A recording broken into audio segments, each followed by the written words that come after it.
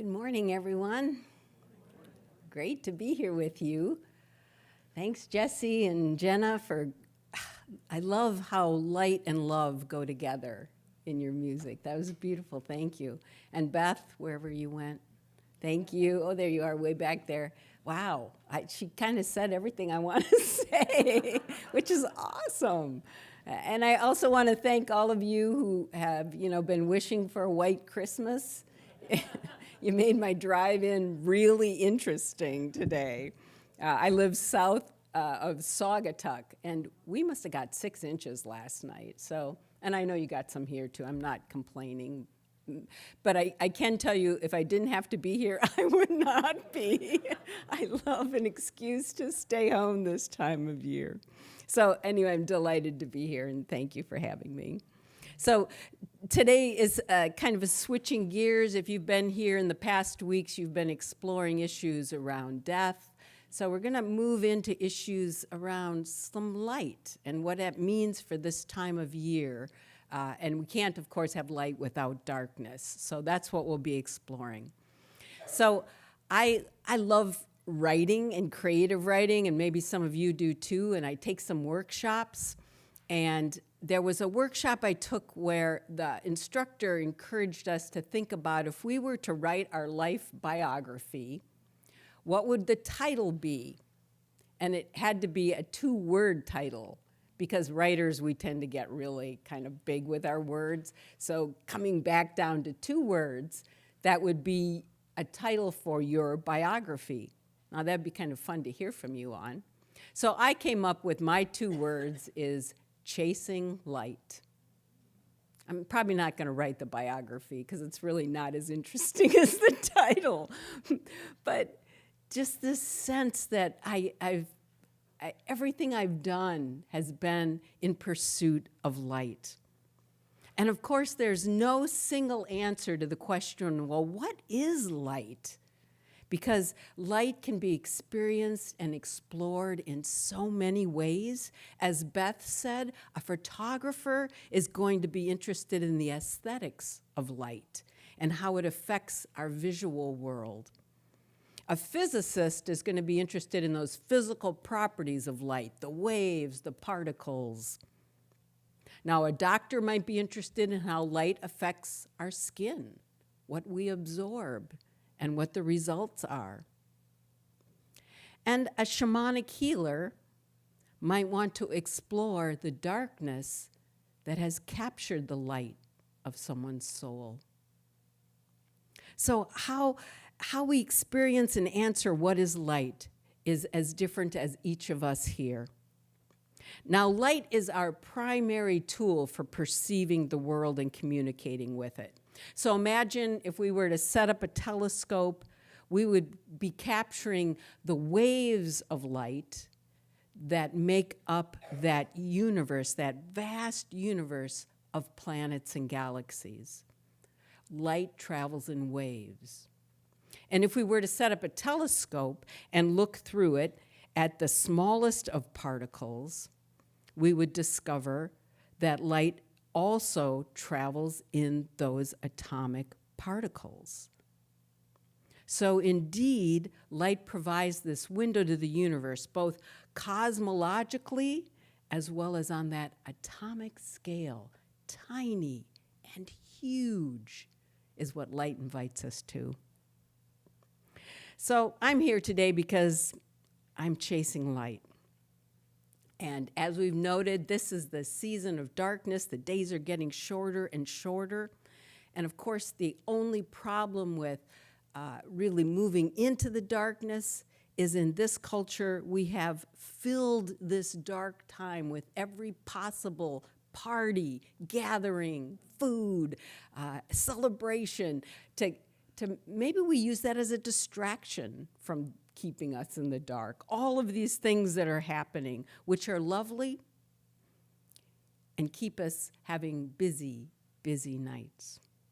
So I'm here to invite us into the wisdom of the dark season, this wisdom of winter. Now, in the shamanic understanding, as those of you who've heard me talk before know this, that there usually are 3 areas that the shamans are going to try to clear or focus on. So we're going to think about those today. One area of our knowing in the world is our heads, which is all the great stuff we get to learn and read and talk about in conceptual ways. Now, we in this part of the world, we love our heads, don't we? We love all that stuff that we get to think about and learn. And sometimes we live there a little too much, so we have to balance it with our hearts. And our heart is where we get to discover what we feel. Not just think, but feel toward ourselves, toward this vast universe, this atomic universe. What do we feel? And then the third thing that has to be cleared is our actions. How do we take what we know, what we feel into the world to really be all we're called to be? So these 3 things have to be in balance. And the balance is what we need to open our heart to this dark nights, to this dark season. So come chase the light with me. So first, our head. We're going to learn a little today about this season. And maybe you already know all of this, and if so, you can just kind of go, yeah, I know. Because you're smart people, I know that. So the Christmas, which is coming up, right? Yeah, it's coming up, December 25th. You know, that's a date that is set in the calendar. And it is actually in the Roman calendar, if we were to go way back in time, it was an important date in the Roman calendar because it celebrated Sol Invictus, the sun invincible, because it was the day of the winter solstice, that day when the sun returns, Sol Invictus. And so the Romans, who I think history shows us they did enjoy celebrating and imbibing on certain things. This was a beautiful time for them. And then another festival kind of came alongside Sol Invictus that was called Saturnalia, which was a festival of feasting and gift giving. So it was established and important in that ancient culture. So when Christianity came along, and they're looking for a day, this didn't happen until like the 4th century. They're looking for a day to celebrate the birth of their light giver, Jesus. And so, of course, why wouldn't you pair it with a holiday that already exists that's all about light and some gift giving and celebrating? So December 25th is what was settled on by the church. In fact, it was Pope Julius I in the 4th century that brought Christmas, the birth of Jesus, right alongside the winter solstice celebrations. So that's how we've arrived at this time of year, and we've for me, coming back to the origins of the winter solstice is so helpful. It's the birth of light, the rebirth of light. So, a little more history. In the early 17th century now, there was a wave of religious reform happening in Europe, and the Puritans were really pushing some of their thoughts. Oliver Cromwell was leading that, and in 1645, they vowed in England to get rid of the decadence that existed in the culture. So part of their plan was to cancel Christmas. So for a time there in Europe, Christmas was, at least by the Puritans, canceled. Now those Puritans, as you know, brought their ideas to this country. And from 1659 to 1681, the celebration of Christmas was outlawed in Boston. And any lawbreaker, if you were caught celebrating, you were fined 5 shillings. So we just didn't want any of that. Those Puritans, they're so funny. Just funny. So then there was just that kind of idea that, we shouldn't maybe celebrate too much. And after the American Revolution, a lot of those English customs of the holiday fell out of favor, including Christmas. And in fact, in the United States, Christmas wasn't declared a federal holiday until 1870. Now that's kind of important to know, right? It wasn't always forever. It's really fairly recent, and we all know what capitalism has done to shape that day. It's changed how we celebrate it and what it is. And I don't have any judgments about that because I do love a good eggnog. But it's important to remember the history. So the birth of Jesus was then set at this time when much of the humanity was celebrating the winter solstice, this return of the light. And of course it made sense because for those who followed Jesus, and I have studied Jesus, he was born to be the light of the world. And Jesus had some things to say about light. No matter what you believe, he had some important teachings about it. And in fact, he said, "You are the light of the world. You are the light. So don't hide your light." Jesus didn't ask much of us, but maybe that. You are the light. So that's all this kind of learning stuff up here in our head. So fascinating and interesting, isn't it? We love that stuff. But now we got to move it to our heart. To what can light do here? How can light expand? How do we tend that light in our heart during this dark season? And if there's one thing I've discovered in chasing light, it's that in order to be light, first we have to tend our own light. And that is such hard work because in this culture, we either like to think about a lot of things or we just like to do a lot of things. We don't sit here in this center with our light and what it might need. In the center of our chest, the shamans teach, is this door that begins to glow when that hatch of feeling is released. And this opening creates this healing heart path.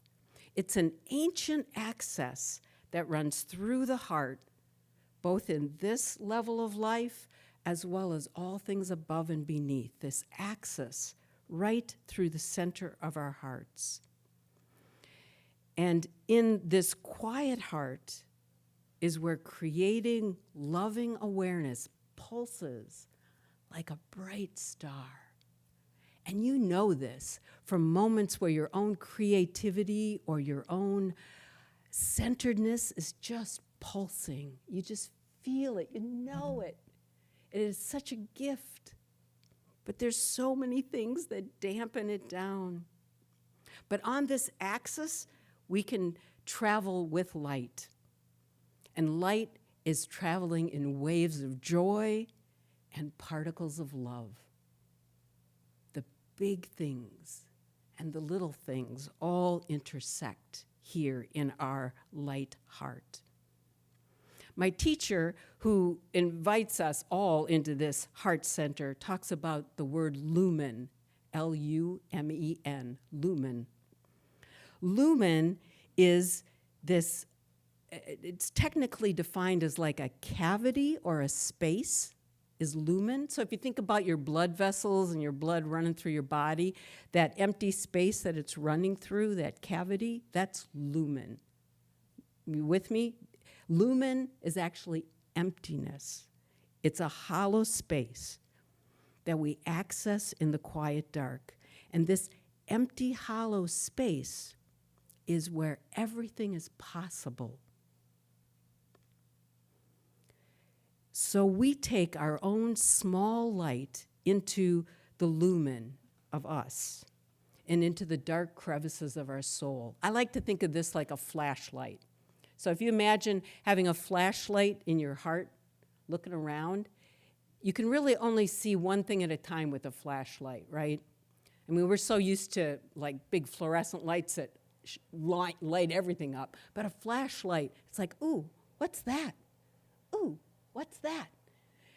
And when we take that flashlight into our soul, it's like one thing at a time gets our attention.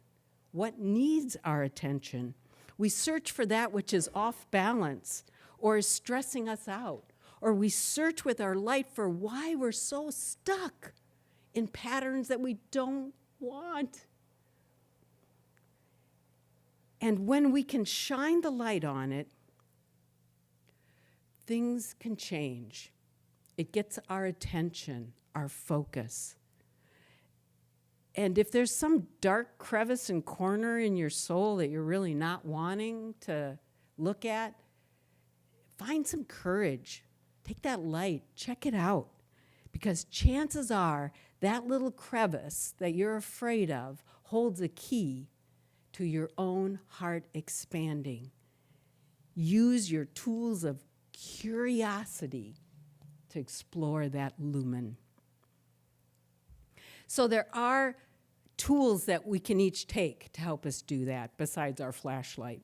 We can be bathed or exposed in steady light or do some daily practices that allow us to be sure the light is coming into our heart. So I know some of you have those kinds of practices. Maybe you light a candle. Maybe you sing a song. Maybe you stand out in nature. All of those things are tools that help us to be in our heart. Whatever puts us in exposure to the light. I was in a gathering once where a shaman was asked, what is the one most important practice that you do, that you find most helpful? And if you know shamans, they have a lot of practices, a lot of things they do. So this shaman thought for a while, and he said that every day when he rises, he faces east and he swallows the sun. That was his most important practice. And you get the image, right? Every day you're centering, and then you're taking in to your space the light that is there. What a lovely, lovely thing. Swallow the sun. So this leads us to the third area, to our actions. So my teacher who shares about the lumen says we need to be lumen in the world. And if our lumen space is explored, we then emit luminosity. Isn't that lovely? If I can explore my little dark, hollow space, then I become luminosity to the world. I begin to reflect the glowing light. I begin to take my light where it's needed. And I know you know there are so many ways to do that. We do it through generosity, through activism, through openness, through diversity. We take that light and bring it into this world that so needs us to be shining as clear as we can. So there are a couple examples, too, from the indigenous spiritual community about tending communal light. Because you've done all this inner work, right? And now you're going to take it out. And it isn't necessarily something you have to do on your own. It can be shared communally. So examples of this would be if one of my spiritual communities is gathering for a teaching or for an important ceremony for someone, a fire is literally lit. And that fire burns throughout the time that you're gathered. So if it's a 3-day gathering, the fire is tended and burned for 3 days. And there are those who are assigned to be fire tenders.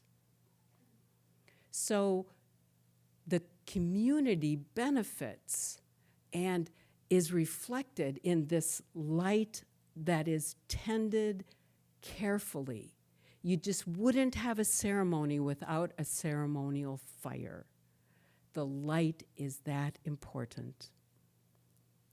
Another example would be a sweat lodge. If any of you have ever done that, you go into a covered kind of enclosure, and there is, from that enclosure, a small, they call it an umbilical cord. It's made out of herbs that goes to the fire.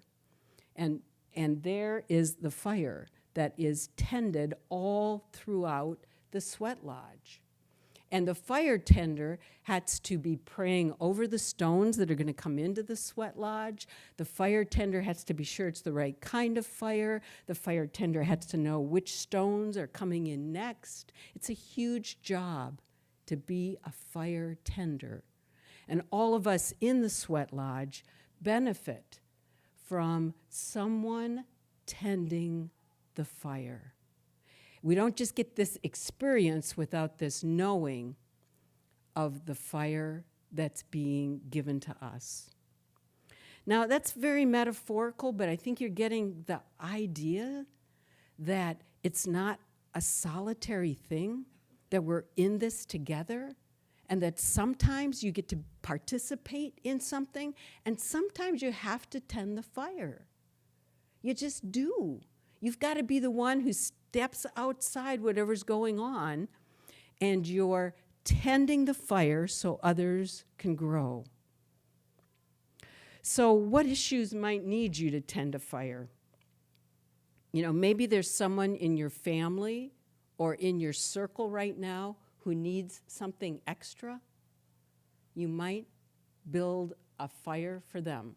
It could be a literal fire, or it could be a metaphorical fire, where every day you're tending to their struggle, their grief, whatever it might be.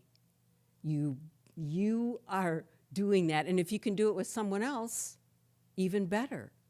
If you share a household with someone or have another friend who's worried about that friend, together share that fire.